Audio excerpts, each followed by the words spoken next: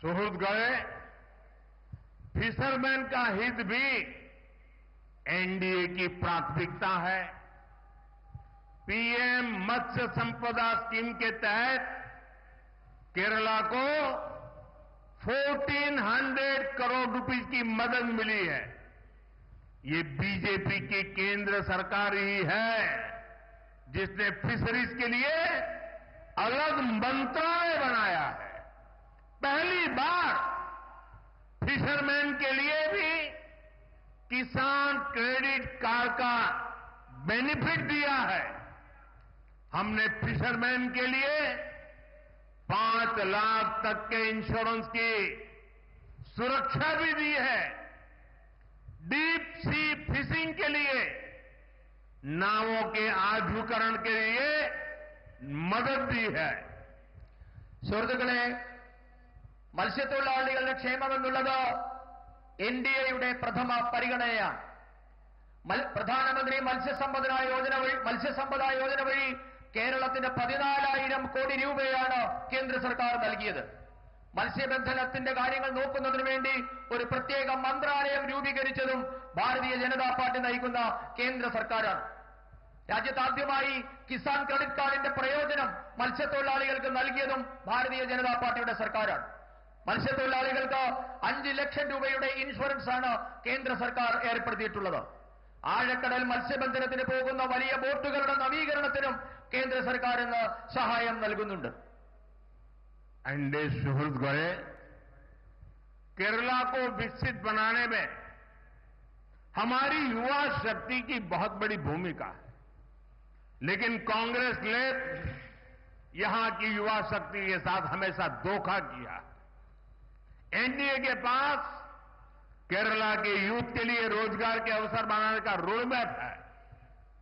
आज पूरी दुनिया आत्मनिर्भर भारत अभियान में अपने लिए अवसर देख रही है। इसलिए गल्फ हो, यूरोप हो, दुनिया के अनेक देशों के साथ भारत बड़े समझौते कर रहा है।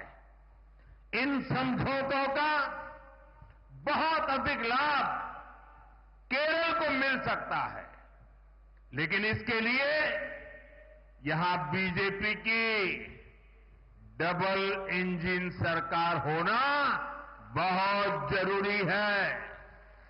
പ്രിയപ്പെട്ടവരെ, കേരളത്തിന്റെ വികസനത്തിൽ യുവാക്കളുടെ പങ്ക് വളരെ വലുതാണ്. എന്നാൽ കേരളത്തെ മാറി മാറി ഭരിച്ച 2 മുന്നണികളും കേരളത്തിലെ യുവാക്കളോട് വഞ്ചനയാണ് കാണിച്ചിട്ടുള്ളത്. കേരളത്തിലെ യുവാക്കൾക്ക് തൊഴിലവസരം സൃഷ്ടിക്കാനുള്ള കർമ്മ പദ്ധതി എൻഡിഎയുടെ പക്കലുണ്ട്. ഭാരതം നടപ്പാക്കിയ ആത്മനിർഭർ പദ്ധതിയിൽ അവസരം കിട്ടുമോ എന്ന് ഇന്ന് ലോകം മുഴുവൻ ഉറ്റുനോക്കുകയാണ്. ലോകത്തിലെ വിവിധ രാജ്യങ്ങളുമായി, അത് മധ്യേഷ്യയിലെ ഗൾഫ് രാജ്യങ്ങളാകട്ടെ, യൂറോപ്പാകട്ടെ, അവരുമായൊക്കെ നയതന്ത്ര ബന്ധങ്ങളിലൂടെ ഭാരതം ഇന്ന് വലിയ വലിയ കരാറുകളിൽ ഒപ്പിടുകയാണ്. ഈ കരാറുകളുടെ ഒക്കെ ഗുണം കേരളത്തിനും കിട്ടേണ്ടതാണ്. പക്ഷേ അത് സാധ്യമാകണമെങ്കിൽ കേരളത്തിലും ഒരു ഇരട്ട എഞ്ചിൻ സർക്കാർ ഉണ്ടാകേണ്ടത് വളരെ വളരെ അത്യാവശ്യമാണ്. सुहृद गए आधुनिक इंफ्रास्ट्रक्चर का निर्माण रोजगार का बहुत बड़ा माध्यम है। एनडीए हो या फिर कांग्रेस, ये इंफ्रास्ट्रक्चर नहीं बनाते, ये सिर्फ बड़े बड़े घोटाले करते हैं। लेकिन बीजेपी इंफ्रास्ट्रक्चर निर्माण से रोजगार निर्माण के विजन पर काम करती है। बीजेपी सरकार के प्रयासों के वजह से ही आज पूरे केरला में के रेल नेटवर्क का इलेक्ट्रिफिकेशन हो चुका है। आज यहां 3 वंदे भारत ट्रेनें चल रही है। थोड़ी देर पहले ही अनेक नई अमृत भारत एक्सप्रेस ट्रेनें भी शुरू की गई है. സുഹൃത്തുക്കളെ, ആധുനിക അടിസ്ഥാന സൗകര്യ വികസനം എന്നുള്ളത് തൊഴിൽ കിട്ടുന്നതിന് വലിയ ഘടകമാണ്. പക്ഷേ ഇടതാകട്ടെ വലതാകട്ടെ കേരളത്തിന്റെ അടിസ്ഥാന സൗകര്യ വികസനം നടപ്പാക്കുന്നതിൽ ഒരു ശ്രദ്ധയും കാണിച്ചിട്ടില്ല. പകരം വലിയ വലിയ അഴിമതികളാണ് അവർ ചെയ്തുകൊണ്ടിരുന്നത്. എന്നാൽ ഭാരതീയ ജനതാ പാർട്ടി ആകട്ടെ അടിസ്ഥാന സൗകര്യ നിർമ്മാണത്തിലൂടെ ലക്ഷക്കണക്കിന് തൊഴിലവസരങ്ങളാണ് സൃഷ്ടിക്കുന്നത്. ഭാരതീയ ജനതാ പാർട്ടി നയിക്കുന്ന കേന്ദ്ര സർക്കാരിന്റെ ഈ നയം കാരണം ഇന്ന് കേരളത്തിലെ എല്ലാ റെയിൽവേ ലൈനുകളും വൈദ്യുതീകരിക്കപ്പെട്ടിട്ടുണ്ട്. ഇന്ന് 3 വന്ദേ ഭാരത് ട്രെയിനുകൾ കേരളത്തിൽ കൂടി ഓടുന്നുണ്ട്. അല്പസമയം മുൻപ് നിരവധി അമൃത ഭാരത് ട്രെയിനുകളാണ് കേരളത്തിൽ കൂടി ഓടുന്നതിന് തുടക്കം കുറിച്ചിട്ടുള്ളത്. एनडीए सुहृद गए इंफ्रास्ट्रक्चर से केरला में व्यापार और रोजगार कैसे बढ़ेगा, इसका एक बड़ा उदाहरण विजिंजम पोर्ट है. जब मुझे इस पोर्ट का लोकार्पण करने का अवसर मिला, उसके 6 मंथ्स में ही 6 महीने में ही करीब 150 वेसल्स और 3 लाख कंटेनर्स को इस पोर्ट पर हैंडल किया गया है. यानी ज्यादा लोगों को रोजगार मिला है और केरला की ट्रेड कैपेसिटी को भी मजबूती मिली है. പ്രിയപ്പെട്ടവരെ, അടിസ്ഥാന സൗകര്യ വികസനത്തിലൂടെ കേരളത്തിന്റെ തൊഴിൽ മേഖല എങ്ങനെ വളരും എന്നതിന്റെ വലിയ ഉദാഹരണമാണ് വിഴിഞ്ഞം തുറമുഖ പദ്ധതി. എനിക്കാണ് വിഴിഞ്ഞം തുറമുഖ പദ്ധതി രാഷ്ട്രത്തിന് സമർപ്പിക്കാനുള്ള അവസരം കിട്ടിയത്. രാഷ്ട്രത്തിന് വിഴിഞ്ഞം സമർപ്പിച്ചത് 6 മാസത്തിന് ശേഷം വിഴിഞ്ഞത്ത് 150ഓളം വലിയ കപ്പലുകൾ, മദർ ഷിപ്പുകളും 3 ലക്ഷം കണ്ടെയ്നറുകളുമാണ് വിഴിഞ്ഞം തുറമുഖം വഴി കൈകാര്യം ചെയ്യപ്പെട്ടത്. കൂടുതൽ ആൾക്കാർക്ക് തൊഴിൽ കിട്ടുന്നതോടെ കേരളത്തിന്റെ വ്യാപാര രംഗത്തിന് വലിയ കരുത്തുണ്ടാകും. एनडीए सुहृद गए करप्शन ने केरला के डेवलपमेंट पर ब्रेक लगा दी है. एलडीएफ के राज में बैंकों में भी सेविंग सुरक्षित नहीं है.